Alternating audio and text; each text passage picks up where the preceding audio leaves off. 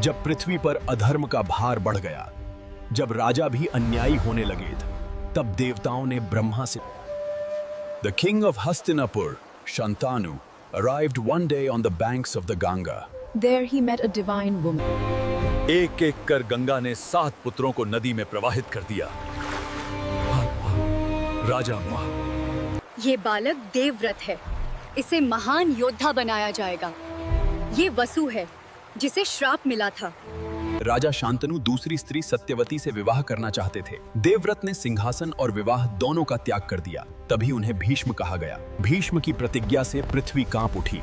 देवताओं ने पुष्प वर्षा की, पर यही प्रतिज्ञा आगे चलकर विनाश का कारण बनी। शांतनु के बाद विचित्र वीर्य राजा बने।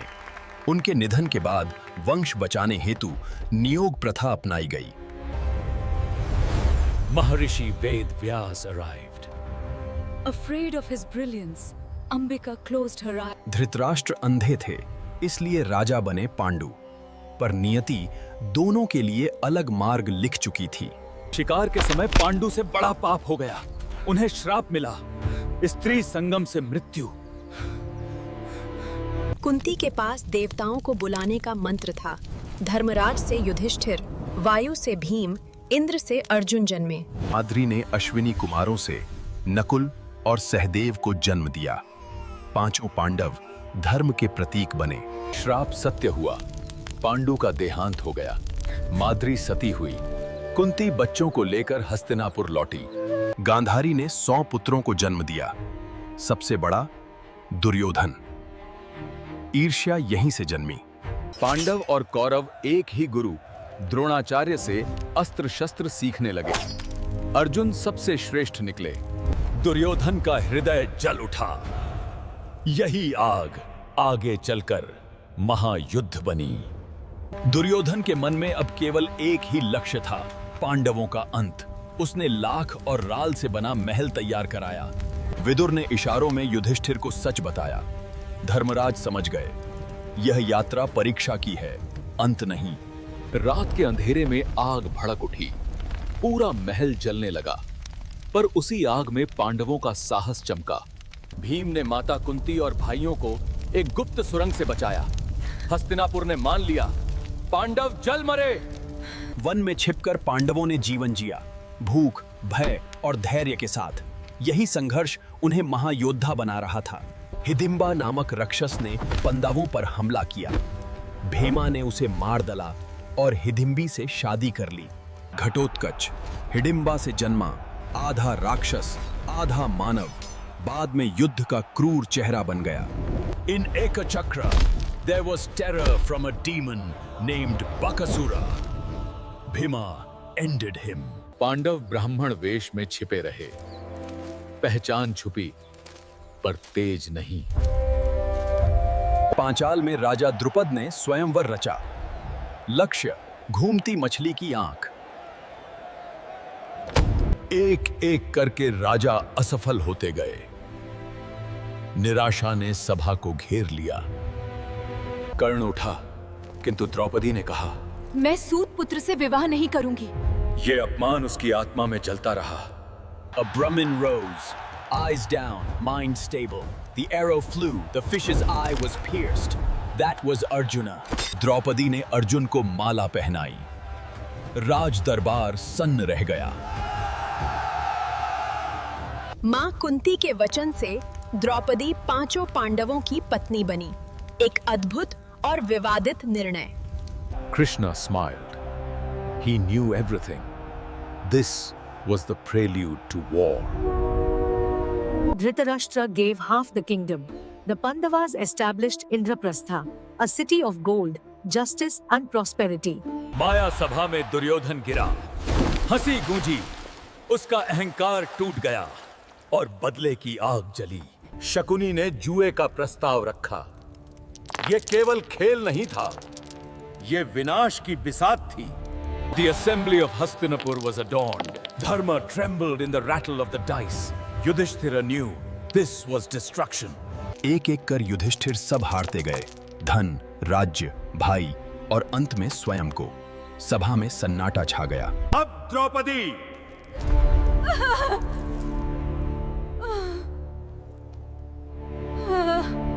जो स्वयं को हार चुका हो, क्या वो मुझे दांव पर लगा सकता है?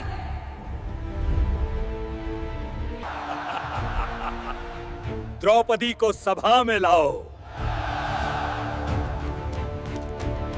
दुशासन ने वस्त्र खींचा। सभा मौन थी।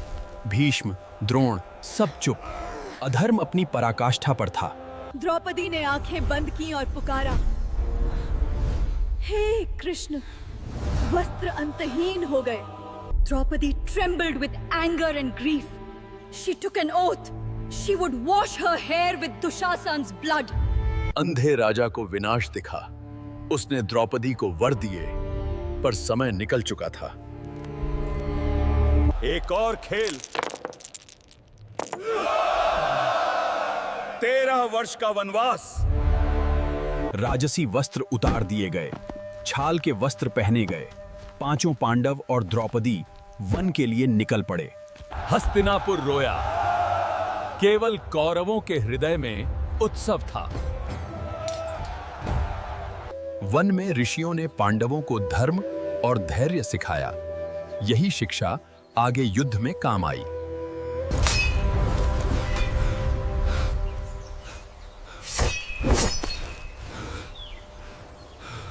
वनवास समाप्ति की ओर था।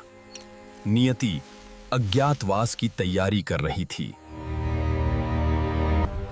ये अपमान व्यर्थ नहीं जाएगा। धर्म का प्रतिशोध निश्चित है। 13वां वर्ष सबसे कठिन। पहचान छिपानी थी, सत्य दबाना था। यदि भेद खुला तो सब व्यर्थ। युधिष्ठिर बने जुआरी कंक, भीम रसोइया वल्लभ, अर्जुन बृहन्नला, कीचक विराट का सेनापति शक्ति के मद में चूर। उसकी दृष्टि द्रौपदी पर पड़ी। अधर्म फिर जाग उठा। In the assembly, Kichaka insulted Draupadi. She did not cry. She demanded revenge. रात में भीम ने कीचक को रणचंडी का न्याय दिया। एक बार और अन्याय का विनाश हो गया।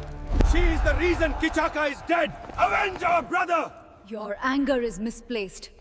I will not yield to this injustice. Duryodhan को संदेह था कि पांडव जीवित हैं। कौरवों ने विराट पर चढ़ाई की।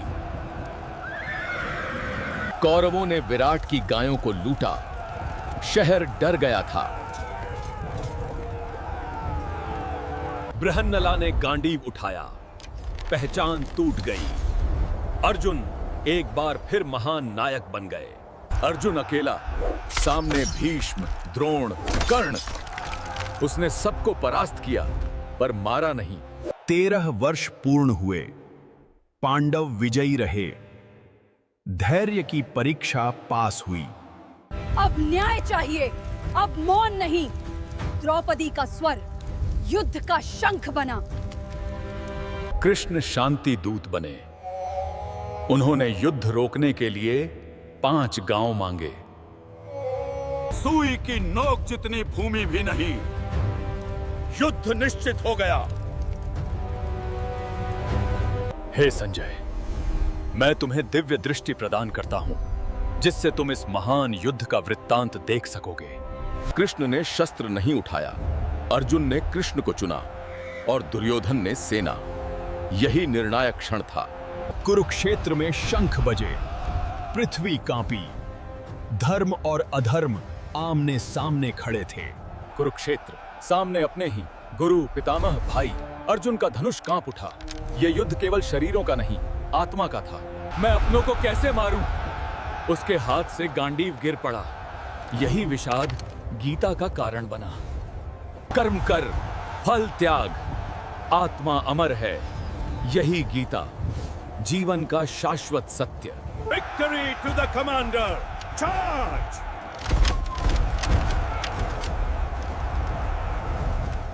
भीष्म पांडवों पर भारी पड़े। अर्जुन भी उन्हें रोक न सका। Place Shikhandi in front of the chariot, Arjuna. Bhishma will not fight him. Now, release your arrows. पितामह बाणों की शैया पर लेट गए। युद्ध रुका, पर अधर्म नहीं।